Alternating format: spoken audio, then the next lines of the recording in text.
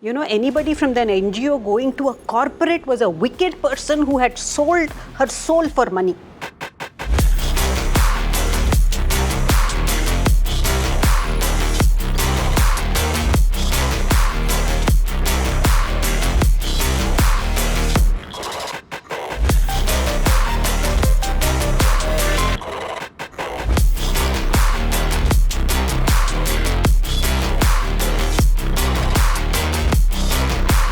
Innovation is core for the company. So we also look at how innovation can bring in or make some impact in the communities as well. The very fact that an organization or a startup like this, like Farmitopia is there, is because you're trying to innovate to serve the sector better, the marginalized sector better. Because we are so culturally inclined, it is also hard to explain ourselves externally to someone who doesn't understand us. So how do you bring in innovation? How do you bring in a third party and help them understand what we actually need for ourselves? Today you have a textbook called EVS. Yeah. But what is EVS? You rip off the covers of science and social science and put the cover says EVS. Did anything change?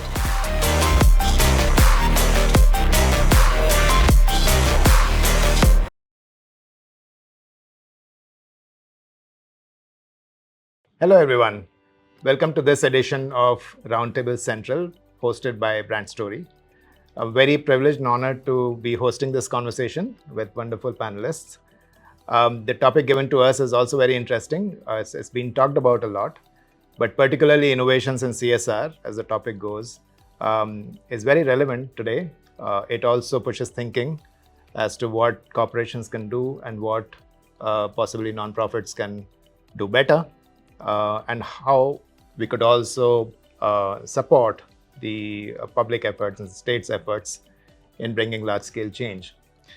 I would begin with a quick introduction of each of my fellow panelists, starting with Sreekala. Welcome, Sreekala. Sreekala is a social entrepreneur, runs an organization in agri-tech, and it ranges from crop advisory, crop care, inputs, capacity building, and decision support systems. Sreekala comes with very rich experience in tech and consulting sectors. Surendran, welcome Surendran. Surendran manages CSR and ESG for CGI India. He's working closely with a lot of non-profit partners for implementation purposes and both funding and monitoring their work. So Surendran can definitely share some insights on how this could be done better. He's also personally very invested and interested in volunteering, and he has co-founded a couple of initiatives in volunteering. Welcome. Meena. Meena, welcome to this panel. Meena is an impact professional with very rich experience again across ESG themes. She set up and runs CSR operations for GMR Group in the past. She has also worked with, after major corporate, with national level NGOs. She has had leadership roles and advisory roles in different capacities. She's also having 40 publications and policy documents to her credit, which obviously brings a lot of richness to this panel. Finally, and not the least, Malavika. Welcome, Malavika. Malavika is a qualified architect, deeply interested herself and invested in social impact and social work. She runs an NGO in community empowerment and sustainable development, ranging from education, skills development, and preserving local culture, which I found particularly interesting and very relevant in today's world. And her focus is in Kodava community in Karnataka. A warm welcome to all of you. Thank you. Well, to kick off, I just wanted to draw a little bit of context before we jump into the conversation, and why I said innovations in CSR are a topic of relevance today. I came across this Niti Aayog report recently which said there is a huge gap in social sector funding in India, which essentially means that all the social welfare that needs to be supported between governments, and corporates, and philanthropies has a gap of about 14 lakh crores. Which obviously translates into social development, human development indicators. So somewhere we need to hold this together, right? Fill this gap together. And I wonder if it doesn't happen, and it doesn't happen in time, the amount of vulnerabilities, how will they grow? Will they remain stagnant? Will we still have suboptimal development in India? How will we get to 2047, which is, the Viksit Bharat dream? So I've been wondering about this, and I thought, here's a panel which has a social entrepreneur, which has a budding non-profit, very passionate, and an expert who has wide-ranging experience between corporates and non-profits, and someone who is currently running CSR operations for a for-profit company. So very balanced panel, and I thought maybe we could touch upon some points, push a conversation, push limits, also give it a new sort of package to an old conversation if we could. Yeah? All right, great. So I would just begin with, I introduced you a little bit, but I would like to ask you, what particular part of your work comes closest to innovations in CSR? If you can throw some light on what's been innovative, and so, like, for example, what have you supported in innovations in CSR? So we can begin with anyone. Suren, would you like to begin? Sure. So I represent or work with a corporate, an MNC, which works in the space of CSR with multiple entities, where we are currently working with more than 30 non-profits on various fields or various sectors. Innovation becomes core because we are into the tech industry, and even from the profit perspective, innovation is core for the company. So we also look at how innovation can bring in or make some impact in the communities as well. One of our projects, where out of the 30 projects that we run, innovation is with Atal Innovation Mission, which is part of Niti Aayog, and there we have Atal Tinkering Labs.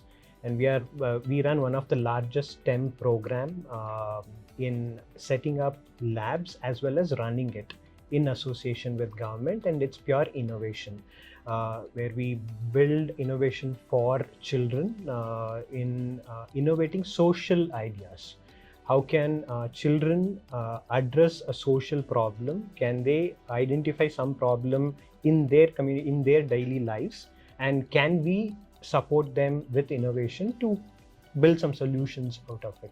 So our projects have gained attention in both national level and international level, where these students who otherwise did not have an access to innovation were able to innovate through the support. While of course it's with the corporate and a non-profit collaborating together with the support of government. So innovation cannot happen with one sector. So what I feel is, when innovation has to happen in the communities, it has to be a collaboration. Not one single entity can tell that I know everything. No. So we collaborate with the non-profit, then with the government, because when you have to reach mass, then government is the source. So also with the community itself, isn't right. So innovation for me is quite important in the community, because the community has to no more see CSR as charity. Maybe I'll talk about that more, but I see innovation has to come more in the communities for us to make a larger impact. Right. Thank you. And good to know that you're sort of seeing innovation as collaborative work rather than just innovating in a lab and bringing it to the communities. I'd also like to understand, sort of mirroring this point of innovation from CSR to, let's say, a difficult area, and I'm sure it is difficult, of working with farmers and farming and rural innovation. Totally. And Sreekala, you have had wonderful experience in that. You run a social enterprise there. What's been your experience in terms of resourcing or funding your innovative approaches in working with farmers, for example? I think that's a great question. The very fact that an organization or a startup like this, like Farmitopia, is there, is because you're trying to innovate to serve the sector better, the marginalized sector better. So the whole organization has been formed. The baby is there because you want to help. So the whole organization of the startup itself is an innovation to start with. The second is, can you actually achieve your dream of, so I have an organization where I say that if the farmer is on my platform, then his income is surely going to increase, his yield is going to increase, his costs are going to come down. Have I been able to do it for all the millions of farmers in India? The answer is no. And that's where your question on the challenge part comes in. So the CSR and the social sector is a great help. So they are an enabler to help you. But beyond that, there are many other parameters as well. For example, I would love to do this in one of the remotest tribal villages of, say, central India. Is there a social sector that's working on the place? In that place, the answer is no. So there you go alone. And then what Surendran was sharing is the collaborative piece breaks up. So I'm going there alone trying to do something, may or may not get the results that could possibly have happened if you had the government together there who says, hey, this is a great tribal area to work in. Two, you have a CSR organization which says, hey, this is a place where we can put our money because long term we will be able to see benefits. And see, there's a great solution which is saying that, yes, I'll work there and get this going. So I think that breaks up what he was telling. And I think that's the biggest challenge that we face, the complete aligned views of all the stakeholders to be able to collaborate and do that. If I may ask, how do you currently fund your work? Is it revenue-based or philanthropically supported? So it's certainly not free to start with, because I think, so I think nothing works if you say that it's free. And ma'am, you'll agree with me as well on this. So there's an innate desire to be helping the social class. So I bootstrapped myself. So the whole organization has been bootstrapped. Once you bootstrap, you work, you show that there is an impact that you can show. That's when people like other organizations, CSR, say, hey, they've done it and they've done it well. Can I fund them? So funding is one part of it, but also, is the solution sustainable? You can't have years and years of great funding coming from people, because then you make them subservient to somebody giving you a grant and then you doing it. So you have to have a model where somewhere it will turn around and the community will take it by itself and say, hey, now we can run it. Enough of help, now we can run it.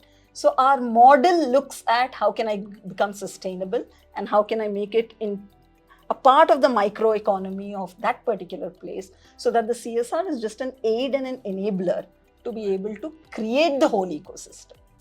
That's my take on this. Thank you. Thank you. Let me turn to Malavika. Malavika, you you have a very young NGO, Pavi, right? Yeah. And with a very focused mission on a focused community. First of all, I'd love to know, and I'm sure everyone would, how did you narrow down in this area? And particularly, again, I'll come back to my pet peeve, which is preserving culture. And a lot of organizations want to do indigenous work with indigenous communities. Very little actually do that. Mm-hmm. So would love to know a little bit of your story and how did you narrow down this, Sure. where you are in your current mission. Yeah, so Pavi is at a very grassroots level right now. And we focus on environmental sustainability and community upliftment. And there are multiple intersecting needs and challenges that we come across. So how Pavi developed, I didn't say I want to start an NGO today and just go start it. There were needs in the society that needed to be addressed. My NGO was developed around those needs. My programs came into place only a year after establishment of the NGO. I did not go into it saying this is what I want to do. So I addressed the needs, and that's how my program development happened. And when it comes to the topic we're talking about, innovation, in terms to a society and a community that is that strong in culture, where does tradition meet progress?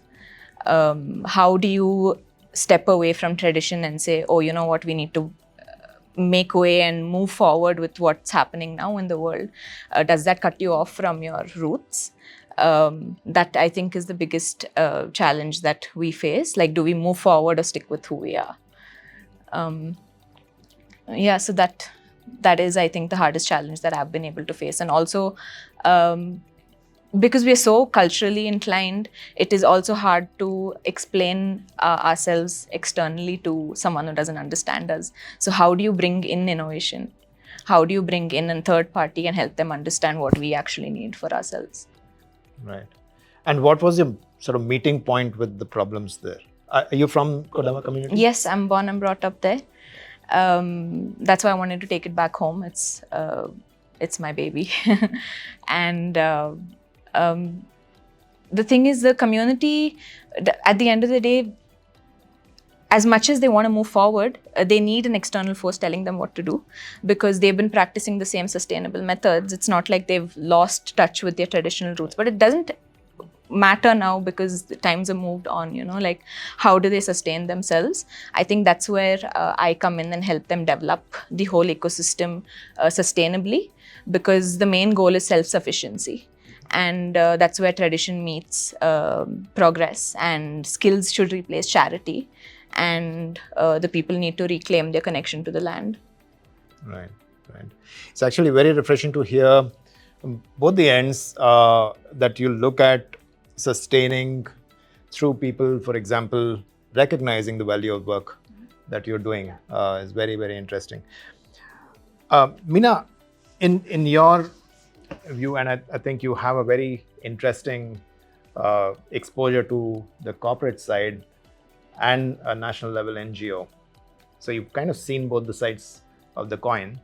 But also there's an environment surrounding that, which is a policy environment, which makes things happen, accelerates it, or stalls it sometimes. In your view, coming back to the topic of innovation, do you think innovation could play a role in sort of bringing these two together to accelerate work? You mean the non-profit world and the corporate world? I definitely think so, because if we are able to harness the best of both, that would really result in efficiencies, impact. The NGO, but today I will also say that I joined the CSR sector 20 years ago when I was considered a turncoat. Anybody from an NGO going to a corporate was a wicked person who had sold her soul for money. But there are no NGOs of that sort today, I think. They are all forced by circumstances and the external environment to look at corporate as the major source of funding. So, one of the roles of NGOs used to be to question society, to question government, to question corporates. Who will do that now? So those kind of NGOs are gone. We are living in a different NGO world. But when I joined 20 years ago, the JMR group, I made it a policy to bring in only people from solid NGOs to staff. We were a implementing foundation, not a foundation which gave out funds to NGOs. So we put together a team of about 100 people solid from NGOs who would bring that thinking, those perspectives. We then tried to say what is the best in corporates, because the group was also very particular that you follow processes and systems of the group. And what is one of the criticisms against NGOs, not from the NGO I came from, but they are, like completely loose in systems, processes. They do something, they don't know why they are doing, all the log frame stuff and why they're doing, what is the impact, they don't report, they don't keep track, all of this. So we said, we need to bring this together. And, for instance, I operated in about 25 places across the country. So we actually sat down and said, SOP banao. If you are smallest activity, if you want to set up a village library, what are the steps you follow? Do an SOP, which corporate does, right? So you are becoming more efficient. You're not making the same mistakes in Chhattisgarh as you made in Orissa, as you made in Arunachal Pradesh. So learn, have tracking mechanisms, take the help of the corporate for those kind of things. Don't lose the spirit. Take the form, the function like an NGO with your heart, with your development thinking as a professional impact person, but add to that the kind of things that can help you to give better impact. So I think there's a lot of innovation which we are still not seeing completely because we are not melding the two in the right spirit. And also to see that just as you think the NGO can learn from you, please, you don't know about the real world. Corporate, Mr. Corporate, listen to the NGO. What are real life problems? What does a small farmer in Orissa face? When we went in to do a livelihoods program, we realized that the earning, they had about half an acre each average, 650 families. 18,000 rupees after, taking out the food for them. 18,000 rupees was the livelihood of that family for a year. Does Mr. Corporate know that? 18,000 rupees is what you will spend on a dinner to take a client out. That is the annual income of this. So, be open. The whole idea of CSR should be to open the two-way door, to change perspectives, ideas, and whatever. And maybe that's where some of the innovative approaches and Absolutely. I'm also thinking on your point about, I think there's room for also sharing, right? I mean, there may be some innovations and good practices sitting in one corner of the world which others don't know. But I think you touched upon very, very interesting point of the traditional role of non-profits and, civil society organizations as they were called. And I think in the name itself was the goal. Society that's civil, right? And if we are to be the society that's civil, obviously there is a recognized portion of work that needs to be done by a non-profit because they come with that goal and heart and passion. I hope that conversation lands somewhere and we do more around that.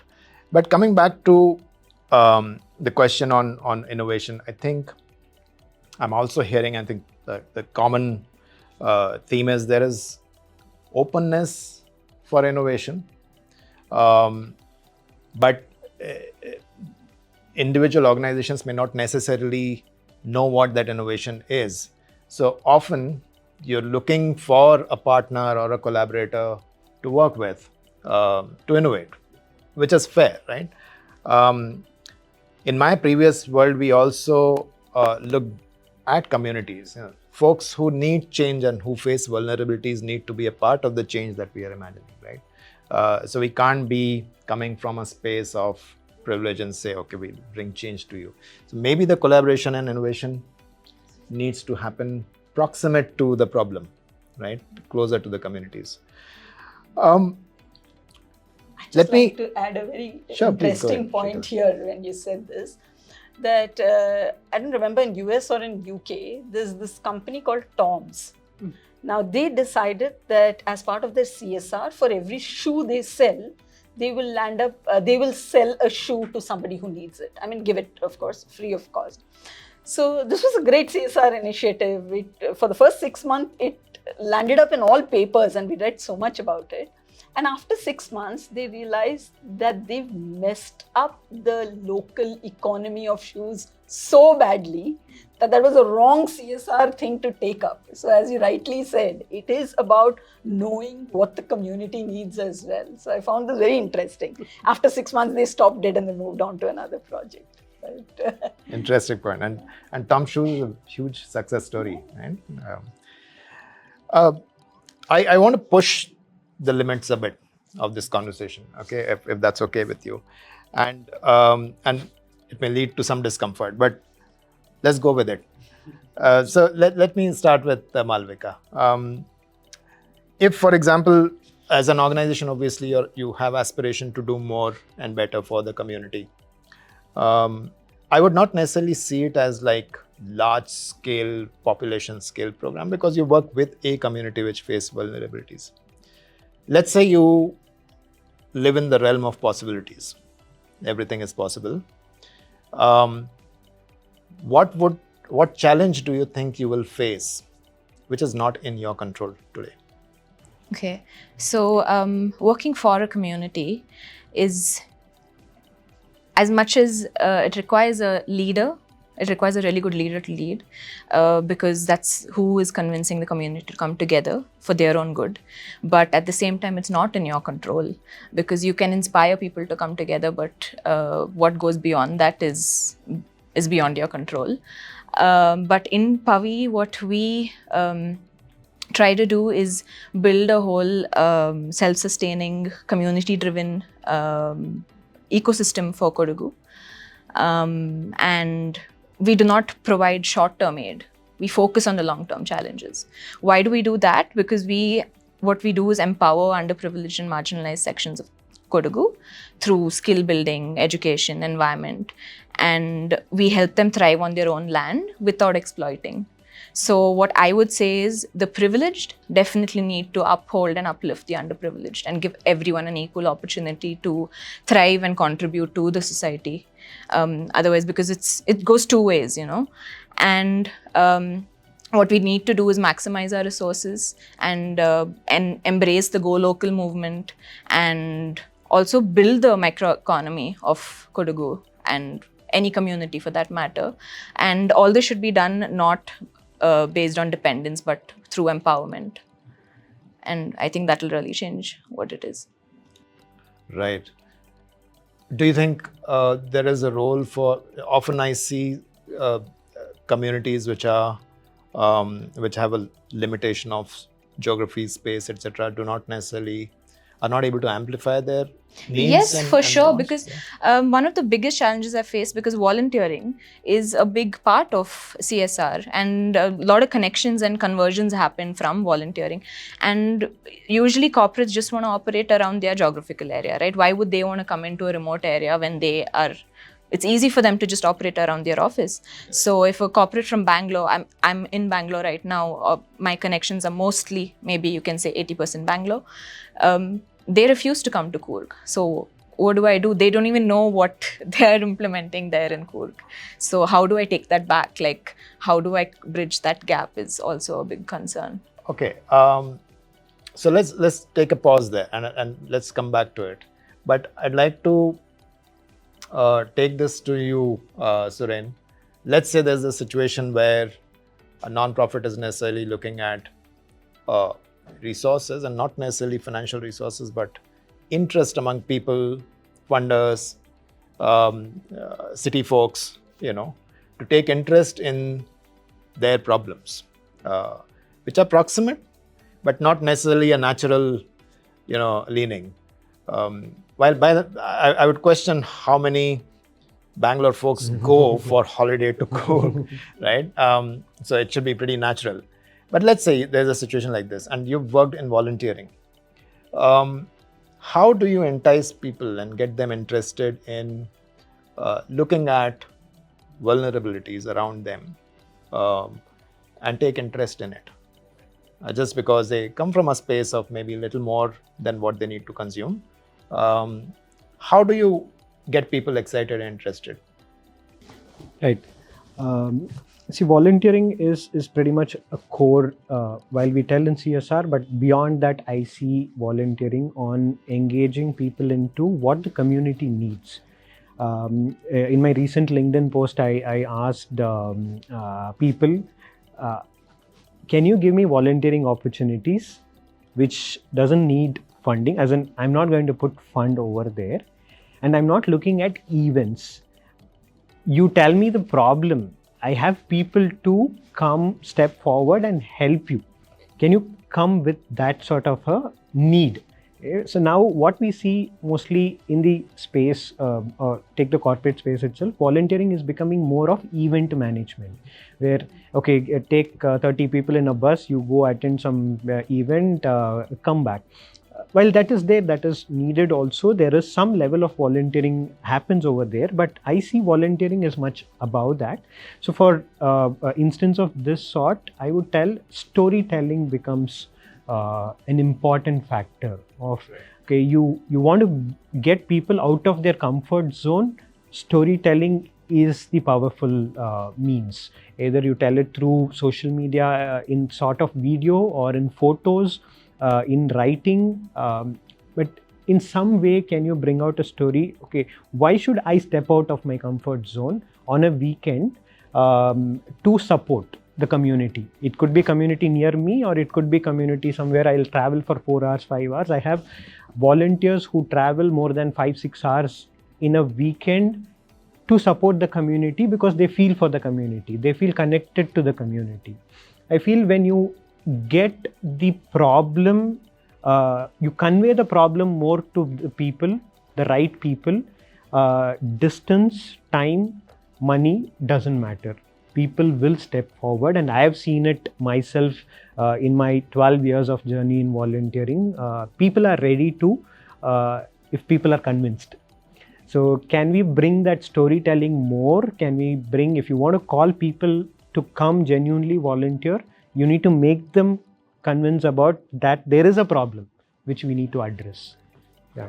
And my experience, I've also seen people volunteering and then some interest getting generated in supporting the cause. We can't rule that out. I'm one of the examples I would tell where I started, if I'm sitting in this place talking about volunteering and representing CSR, is because I'm a volunteer. I started my journey as a volunteer, and if this person was asked this question like 15-16 years back when he was in college, a student who was not in the first bench, not even in the last bench, in the middle, no one is aware of the student, not in any co-curricular activities, not even participated anything in the college, but even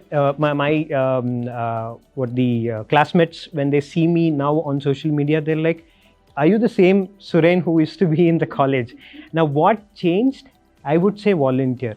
And some of them even ask me, I have a tattoo here, it says volunteer. And they ask, why did you put that? For me, that word volunteer itself is so close because my life completely changed because I started volunteering. So I did my MCA and I was core IT, but then I made the switch because I was in the community, I could connect to the community. So volunteering plays a major role. People can understand more about the community when they volunteer. So I always encourage people, I bring in people beyond events to genuinely volunteer. Okay, you come see the problem and address, but yeah, volunteering definitely serves that. Yeah. What a fascinating story, Suren. Thanks for sharing. And by the way, between the two of you, you have something to sew together and for the community. You'll have to build the story. Yeah. Oh, why? Yeah. I have another question for you, but let me come back to that later.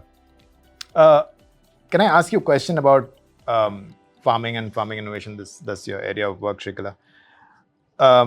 This is not a new problem, right? And we've had several initiatives, both state-driven, non-profit-driven. A lot of philanthropies have supported this work. Do you really think farmers' incomes and consumption has gone up as a result of this work? So I'd like to start with maybe a vehement no, but I won't do that given the interest of, so I'll give a soft no, telling that if you're asking the spent on farmers and farmer income generation, is it commensurate to actually the income? The answer is no. And I don't know whether all of you. So it's a no. And this is where I think that understanding the farmer problem and bringing in things like technology, bringing in things like scale, is where you can tell that yes, if I spent 5,000 rupees, because I've spent it on technology and I'm making sure that I'm reaching out to masses, then maybe you can measure both of it.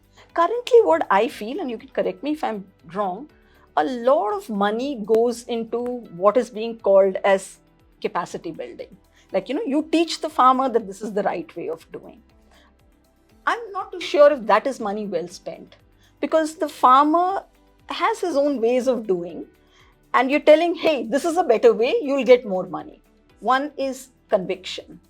Two is trust on a suited-goated person who's coming and telling. What would he know? A trust issue is there. The third is that, hey, my field has loamy soil. This guy is talking about sandy soil. I don't think this is going to work for me. And also, he's talking about bhindi and how I can grow bhindi well, but I'm growing aloo now. Bhindi will be 6 months. in 6 months you would have forgotten most of what is. So there's a lot of money being spent on capacity building. I'm not too sure if all of it is leveraged. And that's why I have a very strong conviction that being able to help a farmer, help is not the word, empower the farmer real time, based on his soil, based on his spacing, based on the seed he is using, based on the day he is sowing, based on when it rains there. If I am able to help him, I'll call that true capacity building, and I'll call that something that can make a difference in his income. So I think there has to be changes. I mean, technology has evolved so much. I mean, there's so much of IoT and drones and everything available. Does the marginal farmer really use it to increase his income? So the answer is no. And is there a viewpoint, or is there a way this can be done? The answer is yes. I think everybody has to work together to make it happen. Right. Sometimes I also wonder if, like the previous point about innovations, don't get to travel from one place to the other, and I'm reminded of Digital Green, for example, right? That wonderful initiative where they built farmers into essentially celebrities on screen, right? Absolutely. And they would come and talk about their initiatives and Absolutely. what that marginal change that's giving them results. Totally. And totally. fascinating, right? That was one way of sort of spreading innovations. That's a way where things have gone well. Right. You could really make a celebrity out of a farm. So when we have these innovations, why don't we learn from them? Totally. It's about scale, and it's also about systems that are already in place. Like, for example, the NGO knows training as one of the best ways of leading. The world has moved on to something else. So does the NGO also need to work on a space where they're able to go above? Another thing is the kind of rules, regulations, regulatory compliances. There's so much that needs to be done. I mean, Ram was talking about so many forms to be filled. So there's a lot of energy drain into doing this rather than working on how better can I serve. Because you have to do this. That's the basic minimum compliance that is required by the donor, to be given by the NGO, everything. So I'm thinking energies, rechanneling energies towards technology or what's happening in digital green is the way to go forward. It is happening in pockets. It's a matter of time before it scales up and things change to every farmer being able to become what a digital green solution is. Fair point. I'll go with your optimism there. Optimism is the way out when we're talking about CSR. Turning to Meena, I know you've worked with a large NGO before you worked with the corporate. Is it fair to assume that you were working on some programs which were long-term change, behavior change, shifting narrative, culture, systemic change? Is it fair to say that these were some of the areas that... Yeah, the work did encompass all that. And to Suren's point, I'd like to say that, volunteering as an adult is more difficult. We always believed the child is the most impressionable, and that's where attitudes are formed. So if we can take children out to volunteering, that's why, for instance, in conservation education, nature camps for children are the first step. We are not saying stop with nature camps, but that's where your mind shifts. Yeah. So the NSS, never as successful as NCC, but the NSS was a real thing when we were young. Those were opportunities when you're still at a formative age to go out and do something. Yeah, so to come back to the question, I'm sorry, I was dying to say that since you talked. We focused a lot on education, behavior change education, because in environment, as you know, you go into any school today, you ask them to have a debate impromptu on the finer nuances of climate change negotiations, they will all get up and talk about it. Will they switch off the light when they go out of the room is a big question mark. So this whole movement from awareness to information to knowledge to attitude to action, skill and action.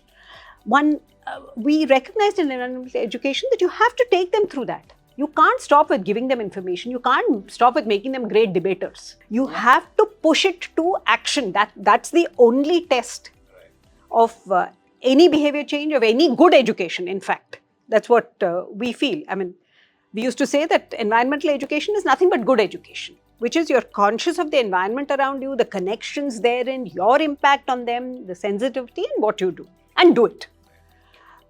So that was one part of bringing about behavior change, and we did work a lot on policy, both sustainable development policy as well as environmental education policy, because this NGO was actually initiated by the Ministry of Environment and Forests, and we used to work closely with the ministry as well as the Ministry of Human Resource Development to see how do you put environment into the textbook. Because remember, I'm talking 40 years ago. Today you have a textbook called EVS. Yeah. But what is EVS? You rip off the covers of science and social science and put the cover says EVS. Did anything change?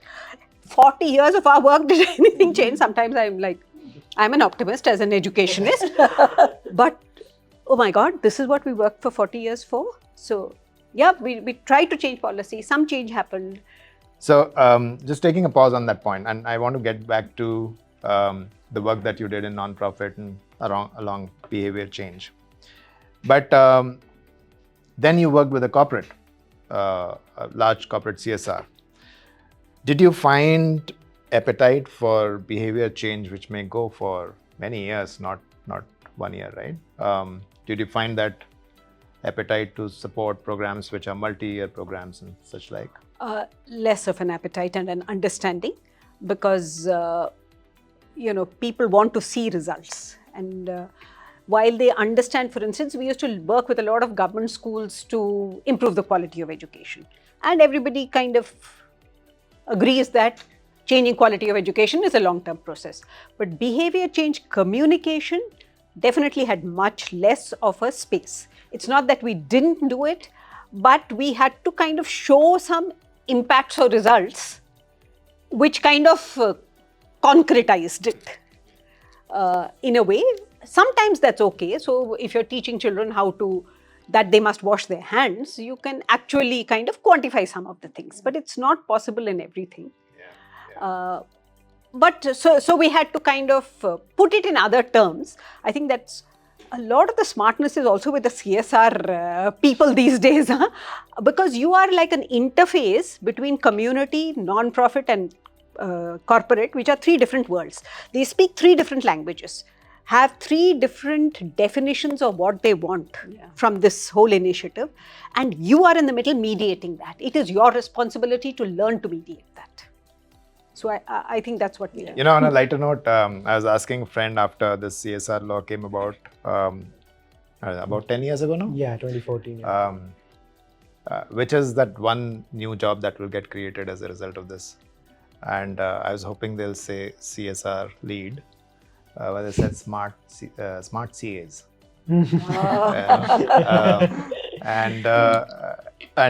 I won't rule that out, as I'm hearing from you. But why I'm asking this question is, I don't envy the job of the CSR lead, where you have to manage, on one hand, this very restrained sort of delivery mechanism, frameworks and forms to be filled up, and everything needs to be contained in a year. On the other hand, partners who are passionate and want to change behaviors on the ground and stuff like that, and you've seen that in your previous job. How do you manage this? How do you balance this and still make this happen? Yeah, and then the most important, you as a development professional, which hopefully the CSR lead is, your aspirations. What do you want to do? What is the difference you want to see? So, moderating and mediating these is quite a tough job, and especially when you actually have not so much time to do that. You have to spend much more time on managing your CSR committee, you're putting in your proposals, your NGOs, getting the reports, answering questions from the CAs. I would say that a lot of corporates are doing this for the right reason, with the right, kind of intent. But how does it get translated in this maze of laws and rules and formats and requirements? It is very difficult for the CSR lead. Most importantly being that you are not able to translate your development vision as effectively as you could because of these barriers. You actually have the money, which I never had in NGO. I never had the money. I have the money, but I still can't do what I dream. So that's a very frustrating part. Yeah. I hear that CSR budgets or CSR pot is growing and will become bigger. Hopefully, as we think of innovation in implementation work, innovation in systems, innovation in collaboration, I hope some of that innovation also touches just systems within the organizations where we're able to define some of these nitty-gritties and move forward with it. So I think we've heard a lot about your individual exposure, pain points, and what you've dealt with in your everyday situations. I want to land this with an aspiration. Okay, so let's say, for example, beginning with an end in mind. Let's say we are to have the next conversation like this, and a meaningful conversation at that. And the next stage of this conversation, what do you think should be the topic of that conversation? And then I'll come to the question. Responsible business. Responsible business. Can you unpack that a little bit? Yeah, I'm afraid that in this run and this rush and this compliance frenzy for CSR, which is spending a small part of the profit that you make, we are forgetting to ask the question, how are you making the profit, which is the hallmark of a responsible business. Yes, you have ESG, you have BRSR, 23 pages of formats, but the spirit of responsible business to get into the leadership, I think that is the most critical thing. CSR spend 30,000 crores, drop in the ocean in India. All of that will keep happening, can keep happening. But can we rethink the way we do business to be fair to every stakeholder? Once we make that shift, I think things are much better off. Yeah. In my previous work, we used to talk about changemaker corporations, and which was essentially the definition was that the top tier decision makers of the corporations think like change makers. Your supply chains will be different, your processes on the shop floor will be different, and so on and so forth. So I think completely resonate with that. Any other thoughts? Adding to what ma'am said, I think back in the day, societies, innovation, science, all developed because they all gathered together for a common cause. People need to feel like they're contributing to something much bigger than themselves. Further quoting the concept of Simon Sinek, he says how there are two ways of doing things. There's an infinite game to be played, or there's a finite game to be played. I think what we need in today's day and age is an infinite leader, because he's the only one who can bring about progress. But yeah, I think that's very important to understand that instead of just paying your employees to, it's like volunteering is basically, sorry to say, but from what my thoughts are is, of course, some corporates are doing a great job at it, but it's paid time off for your employees to go volunteer. People are not cause-oriented. That needs to change. I feel like the drive comes when you know what you're working for, and you're supporting something that is going to last beyond your lifetime. Yeah. So what do you think should be the next conversation? What do you think? How collaboration? I think collaboration is key because change is only impactful when it's accumulated across different spaces and different sectors. So how do you bring that? Like a corporate works one way, an NGO works another way.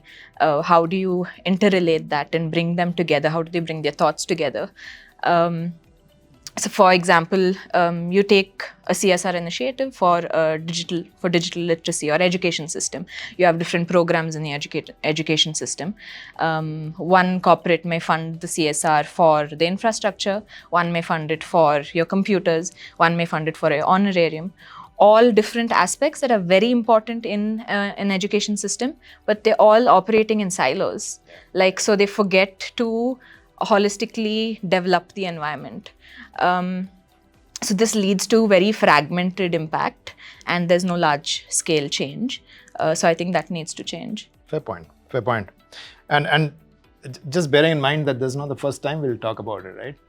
In fact, the cynic in me thinks that the most remarkable collaboration happens in these panels. The moment we go out, we're driven by our own, everyday struggles and goals and so on and so forth, and it takes us away from that collaboration-driven step, right? Which is sometimes discomfort. But fair point. And we'll sort of again stitch it together. And Surendran, what do you think should be? How do we graduate this conversation? See, CSR, while the law came into picture, many thought or still there are corporations that look CSR as a charity.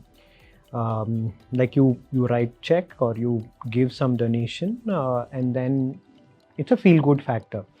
While that's where the shift is happening now, CSR going forward is not going to be more about charity, it's going to be more strategic. With Align, while there are many corporations which are already doing it on a strategic level, but to a certain extent, it is still seen as, even from the management level, it is seen as charity. Okay, you are the team that gives money, you are the team that donates money, right? They don't see beyond that.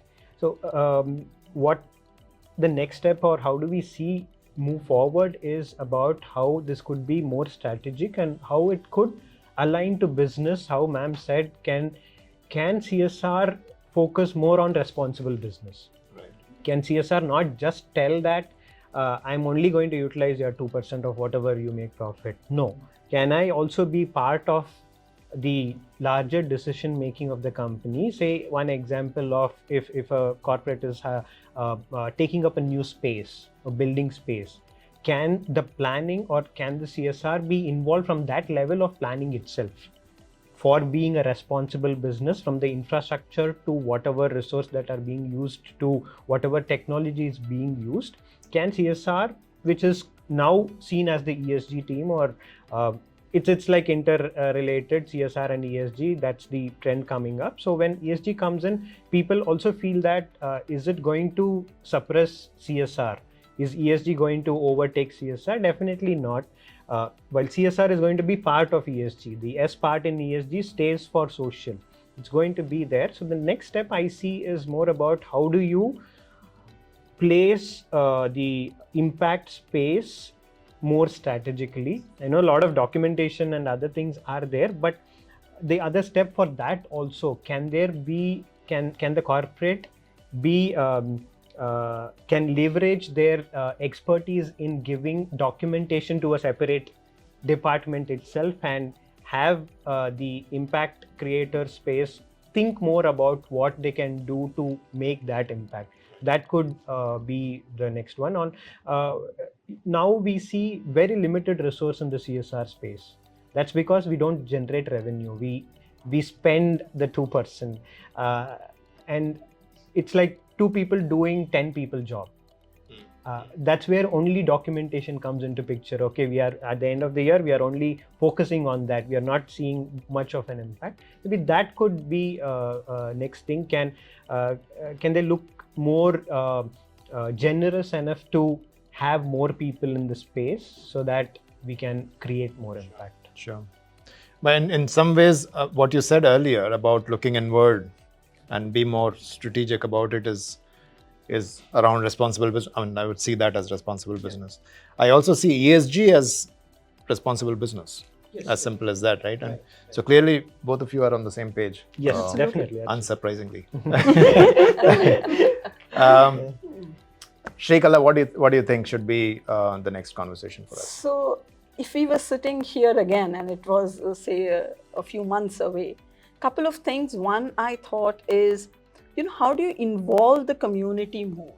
Somewhere, I think the kind of pedigree that has already come culture is we as CSR givers and we as NGOs know what the community wants, and hence we will use the money. I think involvement of the community more will cause a lot of accountability to come in more. They'll tell, hey, this is not what we need. This is what we need. then I think they're accountable for it. And I think the discussion has to move there, because that's when revenue generation and sustainability will come in. That's one. The second is we have great colleges which teach social sciences. How do you leverage on these people to be part of the ecosystem? To be able to, we spoke about so many loopholes in the system, to plug it. How do you use the youth of India, be it TISS or any other organization which is working in this sector? How can we involve them more is another topic I think we could discuss about. When you started talking about colleges, I thought you were talking about academic research. Academic research also. Because I don't know whether all of it is tied up at this stage. I see them as disengaged. I think that engagement would be great. That would be a great topic to talk about, because that'll take you to a really next level. It's a quantum jump there. Just want to add to this educational institutions point. I really think it's important to sensitize students of business to what are social concerns, what are environmental concerns. Why should you as a budding manager be worried about integrating these? Because if we start there, you know, a 45-year-old GM, I mean, how much are you going to shift his thinking? Prepare them. Yeah. I really think that's so critical. Whether it is ethics, governance, sustainability, policies, social, the issues. I think just as we take advantage of you may say that they are the providers of the service, but who are going to be the recipients of this service? It's going to be the managers. So prepare them equally to have a sensible view. Fair point. So, proximate to the community, I think, again, you're both resonating with each other.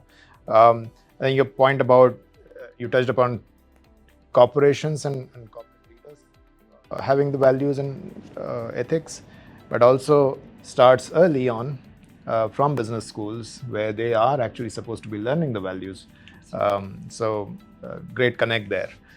Maybe between this we can propose the next conversation so that this doesn't go waste. The last point, final point I wanted to know, and this conversation bringing back to innovation now, and why I was sort of pushing on academic research was, I saw a video this morning and one gentleman was showing iPhone 16 and saying, do you think this is Steve Jobs' creation? And then he said, there are about 15,000 academic research papers behind this. No one talks about it. And he continues to make this point in all business success, right? Any business success or remarkable product, remarkable service has some kind of path-breaking academic research behind it, which doesn't get talked about. Do you think there is room? And if, for example, because innovation comes from a place of unknown, someone needs to research it. So do you think there is room for us to look for, propose, aspire for more academic research in community development, for example? Totally. For example, where AI is going today, who's taking care of responsible AI now?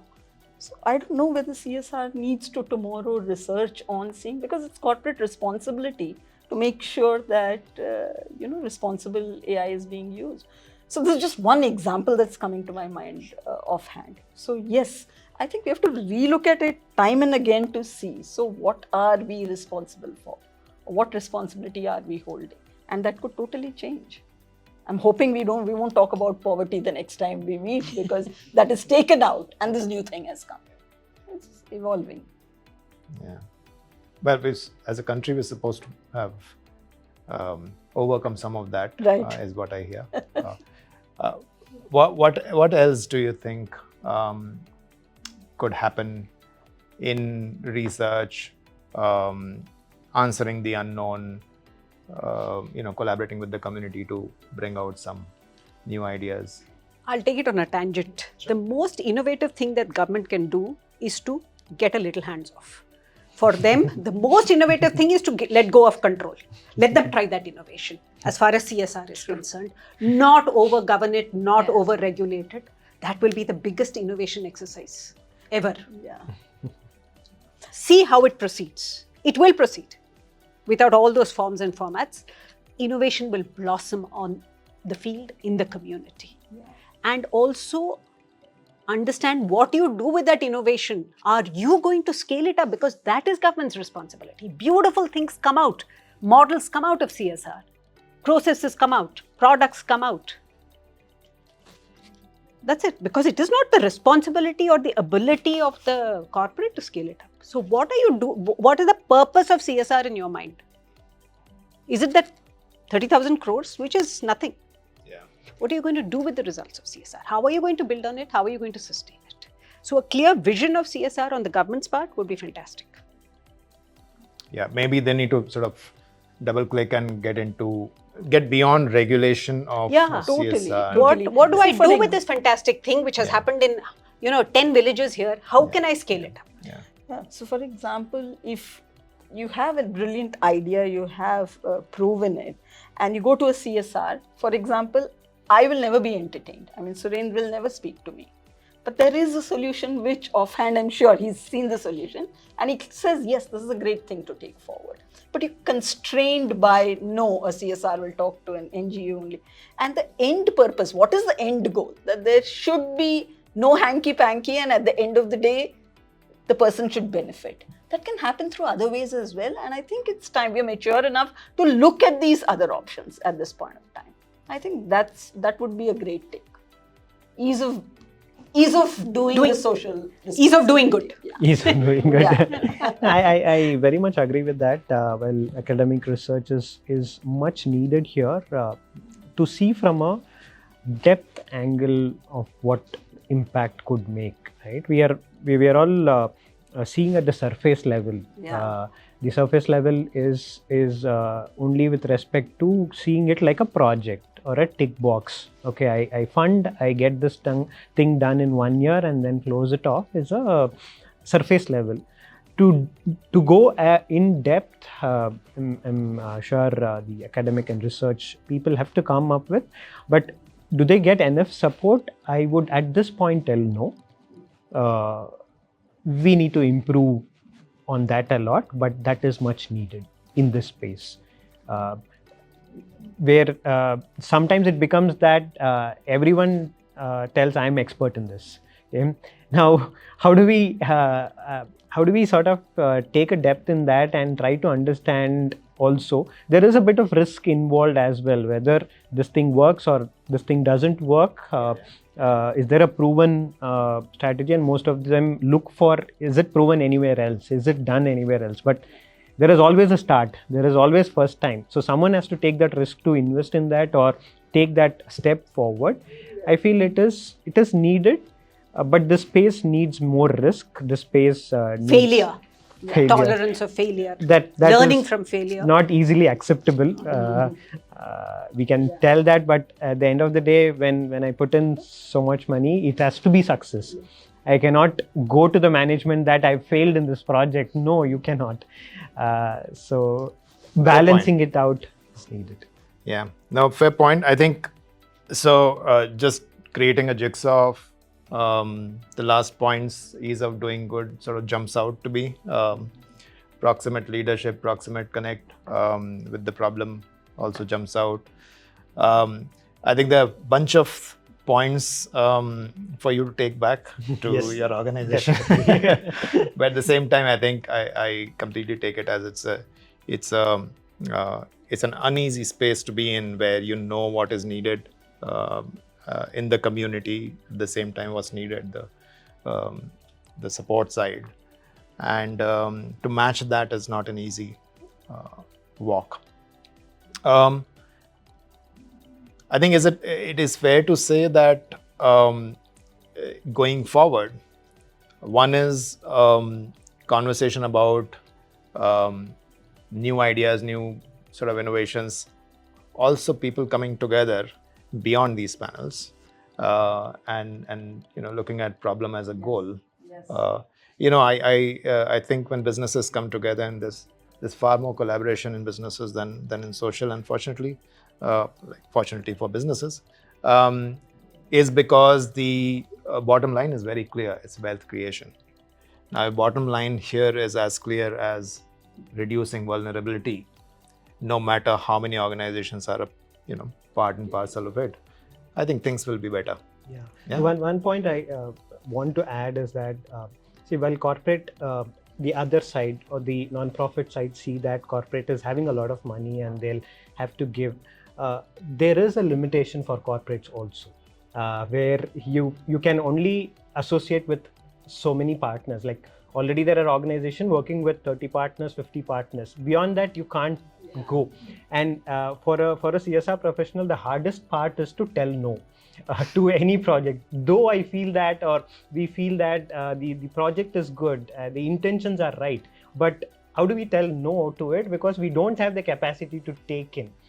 So that way, one word to put forward for all the non-profits is that there is limitations. We would try the best to see how it can be accommodated, but to be more understanding that no is a hard way for us to also tell, but still do accept the no's. I hope there is appetite for no as much as for yeses. Yes. Well, thank you all very much. I think it's been a very meaningful conversation, and look forward to working with you closely. Great.